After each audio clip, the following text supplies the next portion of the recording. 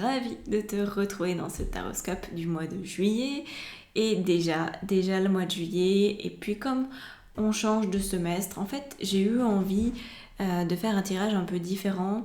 Tu vas avoir plus d'informations, tu vas voir, tu vas découvrir ça. Je te fais pas lambiner très longtemps, j'avais juste une petite chose à te dire. C'est n'hésite pas à aller voir les autres vidéos qui te concernent parce que tout est sorti le même jour. Voilà, il n'y a pas de décalage, tous les signes sont sortis, donc va voir ton ascendant, va voir ton signe lunaire. Partage avec tes copains, copines, toutes les personnes de ton entourage que ça pourrait intéresser d'avoir leur taroscope pour le mois de juillet. C'est souvent un mois où on se pose un peu, où on fait le point, on est en vacances, donc ça peut être intéressant de discuter de tout ça avec tes amis, j'imagine. En tout cas, moi, c'est ce que je ferais. Autre chose, il y a plus de 50% des personnes qui regardent cette chaîne qui ne sont pas abonnées. Ça ne va pas du tout. Ça ne va pas du tout. Tu le sais peut-être, le seul moyen de soutenir les créateurs de contenu sur YouTube, c'est de s'abonner. Donc, si tu me regardes régulièrement ou si tu apprécies les contenus que je peux partager sur cette chaîne, eh bien abonne-toi sans attendre. Ça me soutient et ça me fait très plaisir et merci.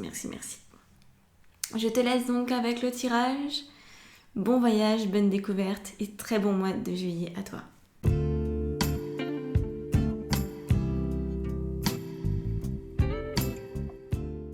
Voilà les poissons. Alors, on est parti. Commençons.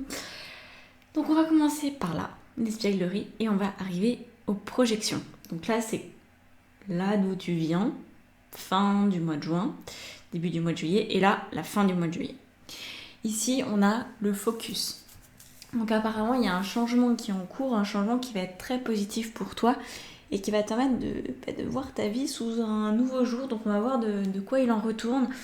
Et c'est intéressant et c'est surtout important de ne pas considérer que tu as déjà changé. Parce qu'il pourrait y avoir la sensation en ce début de mois que tu as déjà tout compris, que tout va déjà très très bien, donc il n'y a rien à faire évoluer, tu vois. Alors qu'en fait, il y a beaucoup de choses encore potentielles pour toi. Donc tu commences le mois avec cette carte de l'espièglerie, donc plutôt de bonne humeur, semble-t-il, plutôt avec des choses qui pourraient te réjouir, avec, je ne sais pas si c'est l'effet des beaux jours sur toi, si c'est les vacances, en tout cas, bon, tu as l'air de prendre les choses plutôt comme elles viennent, comme un enfant en fait, donc peut-être tu passes du rire aux larmes, mais en tout cas il y a une belle activité en toi, un beau mouvement, c'est plutôt sympathique. Mais on sent que ça manque d'amplitude. En fait, tu vois, là, c'est le guéluron, celui qui s'amuse bien, mais dans le fond, est-ce que tu vas t'amuser très longtemps? Ça, on ne sait pas trop. Et je crois que ça pousse, en fait. Que tu sens que tu as envie de plus, mais pas parce qu'il te manquerait quelque chose, mais plutôt parce que tu as envie d'élargir un peu ton territoire, tu as envie d'élargir tes limites actuelles. Donc on a la carte de l'achèvement qui est l'arcane du monde en fait, hein, ici. Alors la carte de l'achèvement, elle vient dans la position de la circonstance. Tu vois, j'ai changé un peu mon tirage. Si tu me suis d'habitude, tu sais que je ne fais pas comme ça, c'est la première fois ce mois-ci. Mais je pense que je vais continuer parce que ça me plaît bien. Donc le monde, c'est cette circonstance extérieure qui vient te chercher. Donc une circonstance, c'est toujours quelque chose de neutre, hein. On va voir comment tu vas pouvoir y réagir de la meilleure des manières pour que ça se passe bien. Donc le monde, c'est une énergie qui te montre ce que tu pourrais avoir. C'est par exemple des gens qui vont venir à ta rencontre, ou toi tu vas tomber sur certaines personnes, ou tu vas lire certains bouquins qui vont t'inspirer et qui vont te montrer qu'en fait, tu ne connais peut-être pas encore les limites de ton propre monde. Ou que là où tu pensais avoir posé une limite, peut-être qu'elle n'existe pas, ou qu'elle n'existe plus. Et que tu peux encore te déployer dans de nouvelles directions. Donc il y a une envie, on sent qu'il y a une envie de changement qui n'est pas forcément très nette, parce que finalement, ce que tu as dans ta vie, ça a l'air quand même de te correspondre assez. Mais là, c'est comme si on ouvrait une porte et que tu te disais « Waouh, ça a l'air super beau, super chouette. Ça a l'air sympa. » a l'air sympa. Alors au niveau de la carte de l'existence, qui en fait est le magicien, le battleur, c'est encore arcane majeur ici. Ici on va te parler de tes pensées, des pensées qui vont finalement t'aider à explorer un peu plus ton monde. Et peut-être qu'une des pensées que tu pourrais avoir, c'est « Ah oui, cette porte s'ouvre, ça a l'air plutôt sympa, il y a une opportunité, il y a quelque chose qui me tend les bras, mais j'ai peur de me perdre, j'ai peur de m'éparpiller, j'ai peur de m'oublier en fait dans l'histoire, de perdre finalement mon fil conducteur, tu vois ?» Eh bien apparemment, ça serait l'occasion de te perdre un peu, parce qu'en fait on ne se perd jamais vraiment. On ne fait que découvrir une autre facette de soi. Mais à aucun moment on ne se perd, on est toujours là pour nous-mêmes. C'est juste une expérience de vie. Donc vois-le vraiment comme une expérience, comme quelque chose de très sympathique. Finalement, aborde-le de la même manière que tu termines le mois de juin, avec ce côté assez enfantin, assez joueur. Garde ça, parce que le magicien, c'est l'enfant, donc c'est celui qui garde les yeux émerveillés et qui découvre. Tu vois là, qui découvre par exemple le cosmos, qui découvre les étoiles, qui découvre le fonctionnement de l'univers, et c'est waouh, c'est génial, c'est immense, c'est gigantesque même. Et on se trouve peut-être parfois tout petit, donc on a peur de s'oublier, parce que plus on est dans un environnement qui est grand, qui est vaste et qui est inconnu, plus on peut avoir peur d'oublier d'où on vient et qui on est et qui on veut être.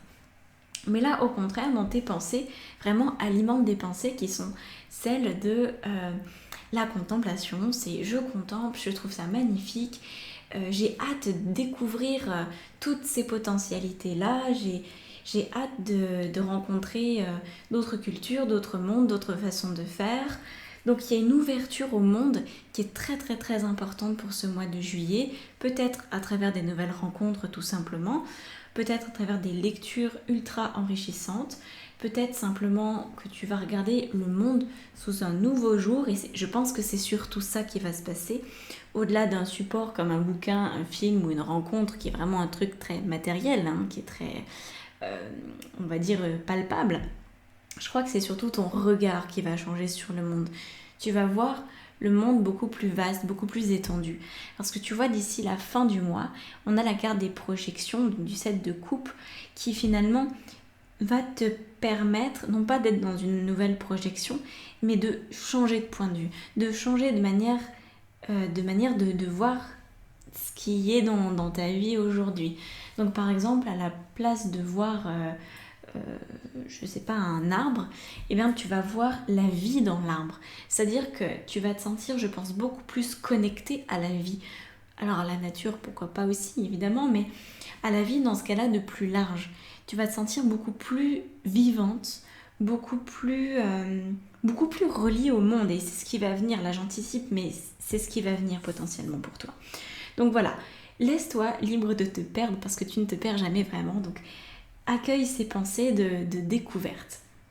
Au niveau des émotions, tu vas sentir de plus en plus que tu appartiens à un grand tout.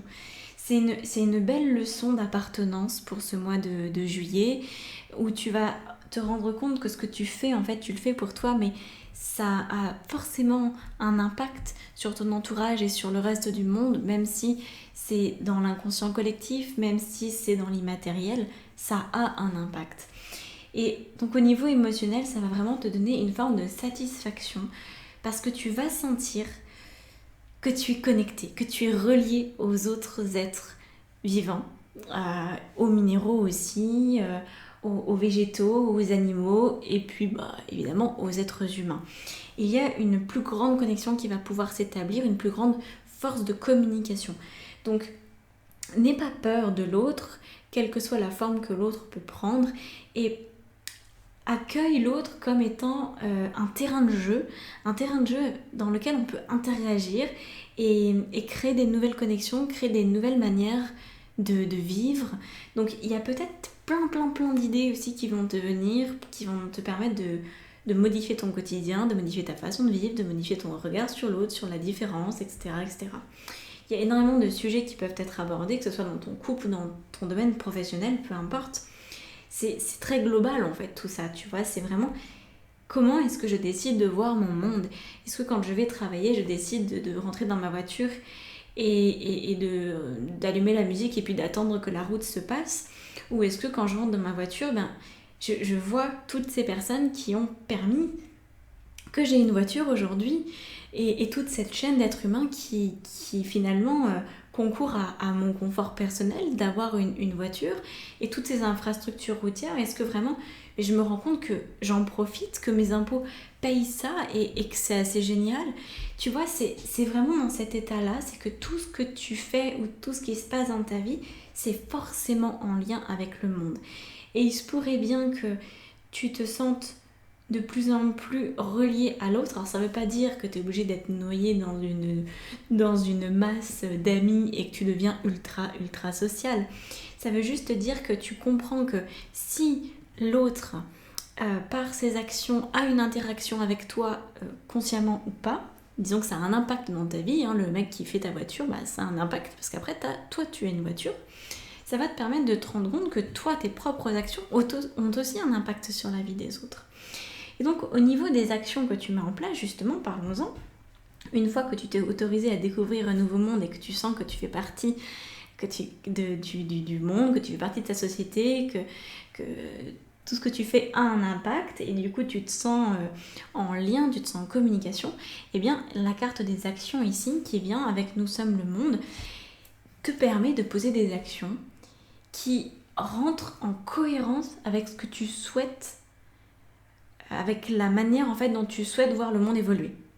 C'est-à-dire que là, il y a fort à parier que les actions que tu poses aient vraiment beaucoup de sens. Par exemple, tu vas peut-être être un petit peu moins tenté d'acheter de la fast fashion parce que tu vas dire non, je veux pas. Si j'achète ce t-shirt à 3 euros, il a été fait dans un camp de Ouïghours en Chine. Peut-être que je vais peut-être pas faire travailler des esclaves. Hein. Donc, je réfléchis à cet achat et je vais peut-être faire autrement. Voilà.